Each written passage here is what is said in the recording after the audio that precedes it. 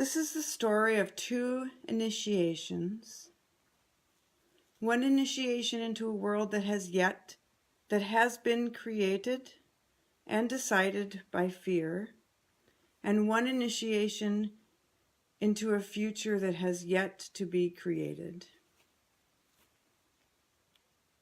Once again, within a time existing side by side with many other times, there was a child. This child was a girl to the world, but she was not yet known to herself as that. She could have been anything, because, in fact, she knew herself as everything before her. She did not yet know the world that separates everything from another, with lines and words and definitions. She was not yet in that world, and nor was it in her. Her world floated in and through spectrums of color and light and choral harmonies, becoming, revealing, filling.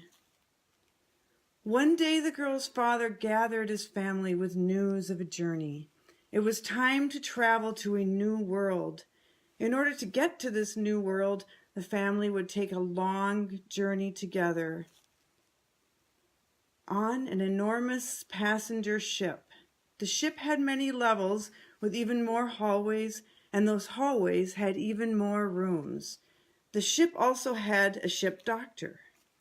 And when the child saw this man, the hair on the back of her neck stood up and sent a cold wave spiraling through her spine. The girl and her family had boarded the ship, and they sailed farther and farther from the shore she had always known. The hallways and the rooms in the ship became darker and darker. The child felt confused and lost, with no horizon to orient herself to. It seemed as if the ship moved furiously in no direction towards nothing. It seemed to the girl as if she could travel up flights of stairs and through long hallways for hours and hours and never reach the main deck. In time, her eyes acclimated to the darkness, and in the darkness she hid. It was from this hiding place she spotted the ship doctor talking to her father and her mother. He told her parents that each family member would require a special surgery before entering the new world. One by one, the girl child watched her family members disappear into the doctor's quarters.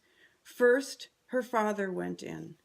The door closed, and she could no longer hear nor see anything that was happening inside. When he at last reappeared from the operating room, the child covered her mouth and screamed. It was a scream only she could hear inside of her own head. Her father was now a skeleton, walking and talking as if nothing had changed, except he had no flesh, no hair, no eyes. The girl remained in her hiding place as her mother disappeared, and then, hours later, reappeared as a skeleton. When the doctor left his room to find her brother, the girl ran down the halls of the ship, calling and crying to her brother to warn him of the doctor's true intent. But the only one who heard her cries was the doctor, so she ran and hid. This time she hid underneath the operating table. From there she thought she could warn her brother, but her fear had taken her voice, and all she could do was curl her body tightly into itself and listen to the sound of a knife cutting and cutting and cutting into flesh. The child knew now that she would never be able to come out from under that table without also losing her flesh and her eyes and her lips and her skin. From her heart, she was still calling out warnings to her loved ones, but no one could hear her heart. The only sounds to be heard on the ship were the sounds of rattling bones. She huddled under the table for what seemed like days and then weeks. The doctor stormed up and down the halls of the ship, opening and slamming doors, calling out her name. Now the child had a problem. She knew that she could not stay under that table forever, and if she were to be reunited with her family, she longed for her family more than she feared the doctor, but she loved her own body as she loved the world. So she did the only thing that she could do in these circumstances. She divided herself into two. In order to camouflage herself, she took pieces of everything before her and she stitched them into a cape. She took a sliver of wood from the operating table, a scrap of curtain, a torn page from the ship's log, silk from the dress of a wealthy passenger, a feather from a gull, a leather luggage tag, rope from the deck, drops of rain, salt from the ocean, sand, floor dust, stardust, and her own breath. And she stitched and stitched and stitched these things to herself and made a cloak of everything in which to camouflage herself. When she divided herself into two, her knowing self stayed under the cloak of everything, and she sent away the unknowing self. Her unknowing self ran out of the room with arms stretched wide open, crying like a baby for her family. Now the man known as the doctor was no longer pretending to be a healer. He had become so furious in his search for the child, all of his pretenses had fallen away, and he was indeed a terrifying butcher. In his rage, he grabbed the unknowing girl, and her surgery was the most brutal of all. He administered no gas, no anesthesia, and he did not sterilize his tools. The pain of the butchery caused the girl on the operating table to pass out from the shock and forget everything. From under the table, her knowing self could hear the sounds of her own surgery, and she pulled the cape over her head and covered her ears. That was the last she had ever heard of her other half, who left the ship as a skeleton and reunited with her family. The girl in the cape stayed under the table, frozen with fear. There she remained for years and years, growing from child to adolescent to woman. At night she ventured out from the doctor's room and crept into the kitchen to eat what she could without arousing suspicion.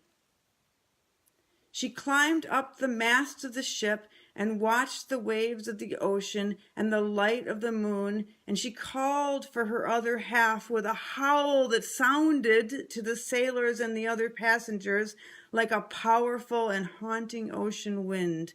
And every day, just before the dawn, she climbed back down and returned under the operating table, where she huddled under the cape that camouflaged her and protected her ears from the screams and the cutting and the rattling of bones. But the cape heard it all and became very, very heavy. The cape continued to stitch the world into itself, and every sound and every sight became its memory. And the cape kept its memory in safekeeping until the time would come for the knowing self to call from the ship's mast and be heard by her unknowing self. The girl who had reunited with her family and entered the new world had a parallel life that looked very different, but felt very much the same. She longed for love with a sense of fear and distance that troubled everyone around her. She would look in the mirror at night and spit at her reflection. She cut into her flesh in order to know it as real. She ate the feasts around her and vomited them up. She saw her life ending even as it had just begun. She wondered why she was so drawn to dark hallways and locked doors, but went into them nonetheless. She could see in the dark, But when she told of what she had seen, she was told she was mistaken. In her mistakenness, she looked for love in the world, but the world was also torn from itself, and it passed before her, and as it passed before her, it showed itself as nothing but fragments. She reached for the torn fragments and collected them. She began to stitch them together. As she stitched, she felt a strange breeze across her face. She heard the sound of the wailing of the sea, she heard choral harmonies, and she saw spectrums of light dancing before her closed eyes. So she stitched and stitched with what seemed like madness, driven from the realm of the unknown, or the yet-to-be known, or the yet-to-be remembered. The fragments of the world became a cape, and she stitched more and more fragments into the cape. The X-ray of her broken finger, the mirage of a faraway land, computer cables, her great-grandmother's dress, dust from the room, dust from the stars, her tears, the hair of a newborn baby, and a photograph from another time. Cells and molecules so small they entered through the eye of a needle. Memories and dreams so elusive they entered the cape while she was sleeping. All of the opportunities for healing entered the cape, whether she recognized them or not.